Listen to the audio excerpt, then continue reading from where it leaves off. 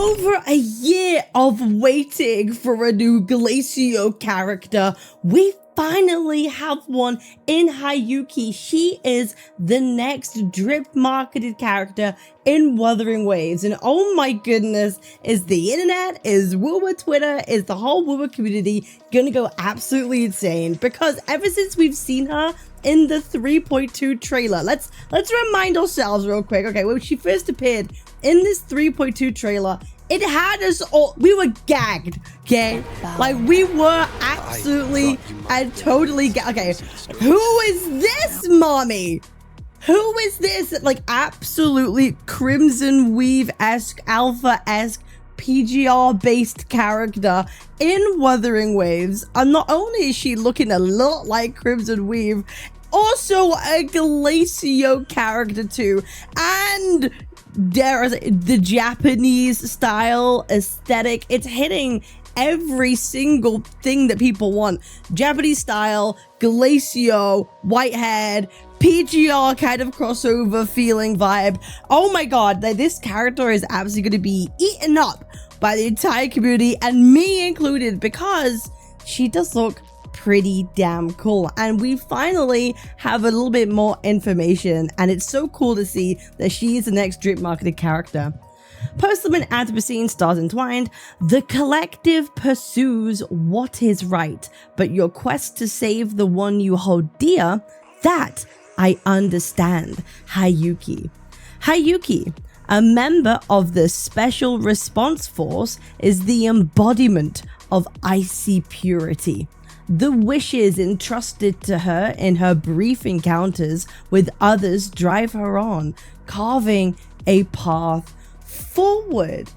Interesting. And obviously we have this awesome art right here, which is very elegant and very much fits in with this whole GLACIO theme, right? We have, I assume this is Hayyuki doing a bunch of different things. I love this hair. Wait, this high pony is kind of crazy. Here she is, like holding like a bat. Here she is, she's looking to her hand, she's wielding a bow, she has her hair tied up, and here, interesting. And then this kind of pairs in with the second post with her Suzu. As we all know, that's like a shrine. I believe it's like the Japanese shrine bell. I'm sorry, any JP people or enthusiasts, I apologize. I'm pretty sure it's like a shrine related thing. Hayyuki can perceive and utilize future possibilities of herself.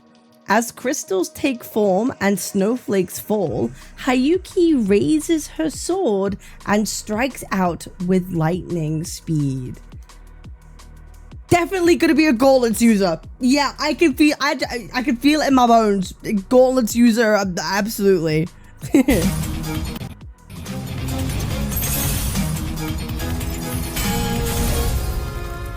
Interesting music. Hey yo, can we get a check on this like hand position of the sword? Is this AI or not? I don't know if someone would hold a sword like that. Gotta be AI. Sorry, that's a joke, you know. Hey, there's been a little bit of like accusing Wuthering Waves of using AI recently. Hey, listen, I'm not actually accusing anything of AI here. Dude, that is Crimson Weave, man. She looks awesome. And here's the thing. So we can see right here, Hayyuki could perceive and utilize future possibilities of herself. So I assume that's what this is. Like right here, like these are all her, this like kind of like this whole like being able to see different realities of herself, future possibilities. What was it called? Foresight, future sight, that kind of thing. Being able to see outcomes and then choosing the right one to maybe like deal the most damage to enemies. I could see that going crazy in combat, like seeing doing her ult, seeing multiple copies of Hayyuki, and then like she follows the path of the one that will do the most damage. That is gonna look goddamn awesome. There seems to be a bit of a theme of like GLACIO characters, I guess, in like Carlotta is able to briefly like stagnate and pause enemies, and I'm wondering if like Hayyuki is able to like everything, like has like maybe like a little bit of a time stop, and she's able to like see into the future, slightly have that future sight of herself, pick the path, and then being able to do damage. I wonder if that's going to be like a thing, you know, because GLACIO like being able to freeze and stagnate stuff. I wonder if we're going to have like something like that related to her. But that's kind of cool. That's really awesome. But it also leads me to believe a bit more into the other theory that's very prominent when it comes to Hayyuki. And what is that?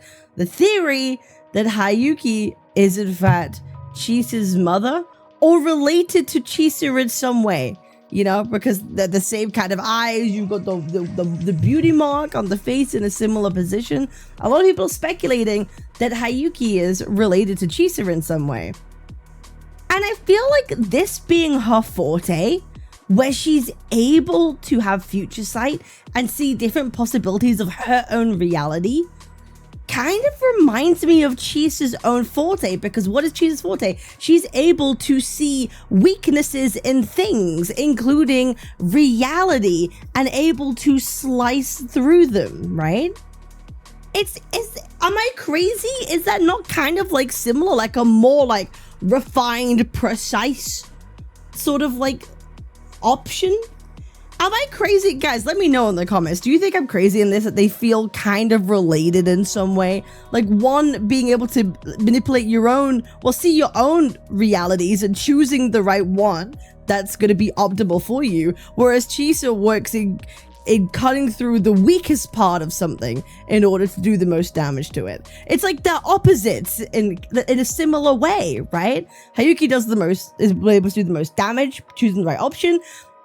Chisa does the most damage by choosing the weakness point of something. And maybe I'm going schizo. I don't know. Maybe I've just lost the plot. But to me, that feels kind of similar. I'm not gonna lie. Obviously, it's been a while since we've seen our GLACIO beauty, Carlotta. I'm gonna be honest, I never leveled a Zezzy to work with her. I've just always used Carlotta, Chagli, and Shorekeeper in a team.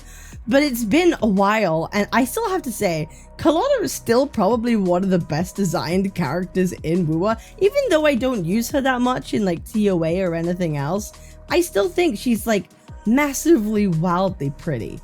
I really do. Like, such an elegantly beautiful designed character, which is why I have a lot of faith that they're probably gonna do Hayyuki a lot of justice when it comes to GLACIO. And the fact that she's like, you know, the only other GLACIO 5-star damage, probably.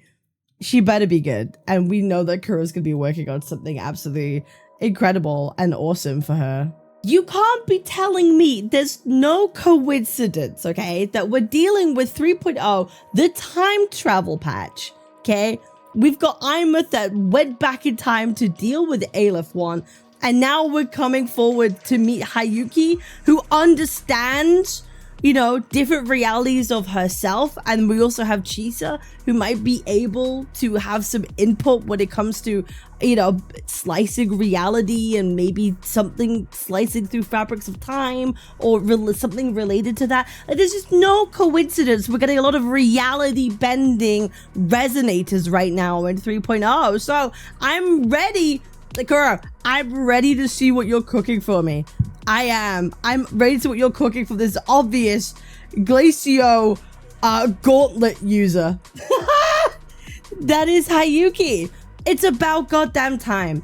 It's about goddamn time, because listen, I haven't tried Carlotta in like a TOA or an end game for a long while. Maybe I'll do it. You know what? Maybe tomorrow we'll do that on stream. So I stream every single day, 12 p.m. UK time, 7 a.m. EST. If you want to hop along and say hi, we'll probably go and try and use Carlotta again in the current endgame and see how the current state of GLACIO is performing. And then maybe we'll have a look if Hayyuki is going to be a sword user.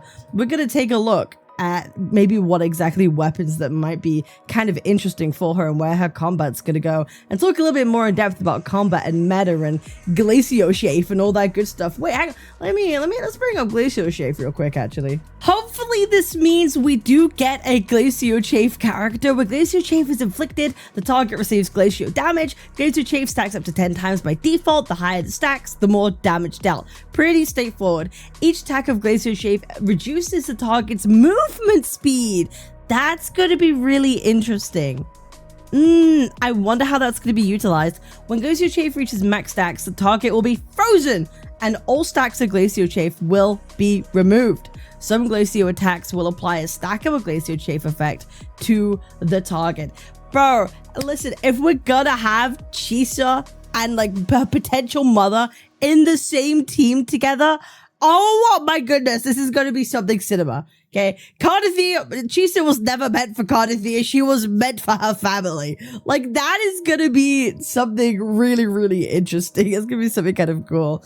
We'll have to wait and see. We're gonna have to wait and see what exactly Kuro is cooking, but I am very interested.